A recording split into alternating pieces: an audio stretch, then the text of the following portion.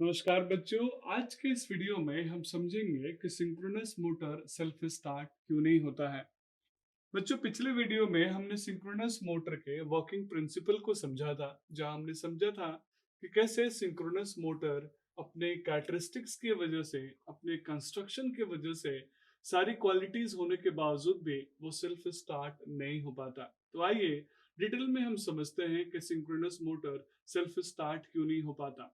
सबसे पहले तो मैं यही बात करूंगा कि सिंक्रोनस मोटर एक डबली एक्साइटेड सिंक्रोनस मशीन है। डबली एक्साइटेड का मतलब है यहाँ हम स्टेटर को थ्री फेज एसी सप्लाई देते हैं ताकि रोटेटिंग मैग्नेटिक फील्ड बना सके, और रोटर को डीसी सप्लाई देते हैं ताकि उसके परमानेंट मैग्नेटिक पोल्स डेवलप हो सके।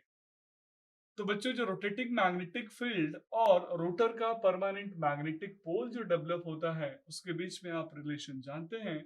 और आप ये भी जानते हैं कैसे रोटेटिंग फील्ड सिंक्रोनस स्पीड से रोटेट होता है। चूंकि ये सिंक्रोनस मशीन है, तो इसके रोटर को उसी स्पीड को अचीव करना है।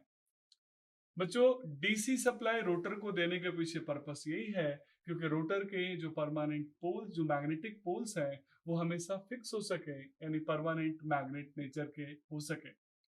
यानी नॉर्थ हमेशा नॉर्थ रहेगा, और जब तक मैं सप्लाई दूंगा तब तक साउथ हमेशा साउथ पोल ही रहेगा।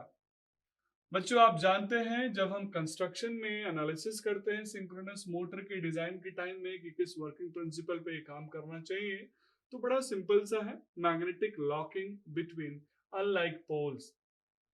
अगर मैं स्टेटर के नॉर्थ पोल और रोटर के साउथ पोल को लॉक कर दूं, या स्टेटर के साउथ पोल और रोटर के नॉर्थ पोल को लॉक कर दूं, तो इस कंडीशन में मेरा सिंक्रोनस स्पीड के साथ रोटर रोटेट होने लगेगा।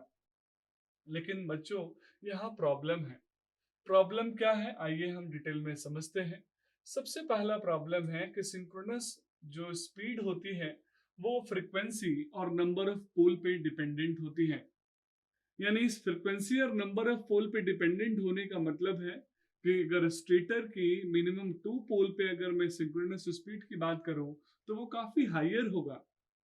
बहुत हायर होने की वजह से वो बहुत हाई स्पीड से अपने रोटेटिंग फील्ड को रोटेट कराएगा। लेकिन रोटर कभी भी उस स्पीड को, चूंकि रोटर का initial rotation, initial inertia zero होता है, स्टेशनरी है वे, इसीलिए कभी भी उसके पोल्स उस स्टेटर के high speed rotating magnetic pole के साथ लॉक नहीं कर पाते, एक दूसरे के साथ अट्रैक्ट नहीं कर पाते। और यही रीजन है बच्चों कि जो एवरेज टॉर्क डेवलप होता है वो जीरो होता है। यानी एक बार वो रोटेट कराने के लिए अगर एंटी क्लॉकवाइज डायरेक्शन में सपोर्ट कर रहा है, तो दूसरी बार वो क्लॉकवाइज डायरेक्शन में रिपेल करता है, और एवरेज टॉर्क जीरो होगा, तो मेरा रोटर ऑसिलेट होगा, वाइब्रेट होगा। आइए इसको हम एक सिंपल से डायग्राम से समझते हैं। जस्ट एक एग्जांपल कि हमारे पास स्टेटर के रोटेटिंग मैग्नेटिक फील्ड का एक नॉर्थ पोल लिया और बॉटम में साउथ पोल लिया, जो कि सिंक्रोनस स्पीड से रोटेट हो रहा है, ns। सिमिलरली यहाँ रोटर के पोल अरेंजमेंट हम देख लेते हैं। रोटर का नॉर्थ और साउथ पोल इस तरीके से अलाइन है कि स्टेटर के साथ वो अपोजिट पोल पेयरिंग कर पा रहा है। तो सिंक्रोनस स्पीड से स्टेटर की जो फील्ड रोटेट हो रही है, वो कोशिश करेगी रोटर के अपोजिट पोल को एक दूसरे के साथ लॉक करने की, मैग्नेटिकली लॉक करने के साथ साथ वो रोटर को रोटेट कराने की भी कोशिश करेगी। लेकिन दोनों के स्पीड में डिफरेंस इतना ज्यादा है बच्चों कि जब तक रोटर थोड़ा सा मोमेंटम जनरेट कर पाए, उससे पहले ही स्टेटर की फील्ड, जो स्टेटर के रोटेटिंग मैग्नेटिक पोल्स है, वो चेंज हो जाएंगे। यानी जो नॉर्थ था वो साउथ बन गया, और जो साउथ था वो नॉर्थ पोल बन गया। और अब आप देख पा रहे होंगे कि कैसे अपोजिट पोल की जगह पे दोनों सिमिलर पोल्स हो गए। यानी स्टेटर के रोटेटिंग मैग्नेटिक फील्ड का स्टेटर पोल, रोटर के स्टेटर के रोटेटिंग मैग्नेटिक फील्ड का साउथ पोल, रोटर के साउथ पोल, और हमारे स्टेटर के मैग्नेटिक फील्ड का नॉर्थ पोल रोटर के नॉर्थ पोल की तरफ ओरिएंट हो गया। और सिमिलर पोल में बच्चों रिपल्शन होता है। यानी जिस तरीके से एंटी क्लॉकवाइज डायरेक्शन में अगर हमने सपोर्ट किया था या क्लॉकवाइज डायरेक्शन में रोटेट कराने की कोशिश करी थी, तो अब एंटी क्लॉकवाइज डायरेक्शन में उसको रिपेल करेगा, यानी जस्ट अपोजिट डायरेक्शन में रिपेल करेगा।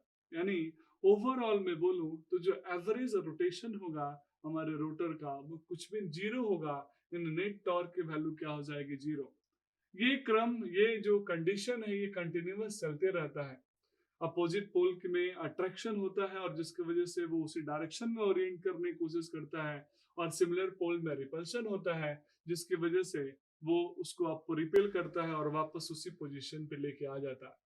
तो बच्चों, रोटर के इनिशियल जीरो इनिशियल रोटेशन की वजह से सारी क्वालिटीज होने के बावजूद भी मैग्नेटिक लॉकिंग नहीं हो पाती, और यही रीजन है कि सिंक्रोनस मोटर सेल्फ स्टार्ट नहीं होता। अब यहाँ से दो क्वेश्चन बनेगा कि क्या कोई ऐसा टेक्निक है, कोई ऐसा मेथड है जिसको हम यूज करके अपने इस प्रॉब्लम को दूर कर सकते हैं? यस, बहुत सारे ट्रेडिशनल मेथड्स हैं और बहुत सारे एडवांस मेथड्स हैं जिसको हम आगे डिटेल में चर्चा करेंगे कि कैसे हम सिंक्रोनस मोटर के इस प्रॉब्लम को दूर करेंगे। आई होप आपने बेसिक अंदाजा लगा लिया होगा कि कैसे रोटर के जीरो इनिशियल रोटेशन की वजह से स्टेटर के मैग्नेटिक फील्ड और रोटर के मैग्नेटिक फील्ड एक दूसरे से लॉक नहीं कर पाते, और मेरा सिंक्रोनस मोटर स्टार्ट होने की, सेल्फ स्टार्ट होने की सारी क्वालिटीज होने के बावजूद भी वो सेल्फ स्टार्ट नहीं हो पाता। आइए बच्चों, आगे के वीडियोस में हम सिंक्रोनस मोटर को स्टार्ट करने की कोशिश करेंगे। हम समझेंगे कि कैसे इन्हीं क्वालिटीज को यूज करके इसके डिमेरिट में क्या ऐसा चेंजेस किया जाए कि सिंक्रोनस मोटर अपनी क्वालिटीज के साथ साथ सेल्फ स्टार्ट भी हो सके। That's all about this video. Thank you so much.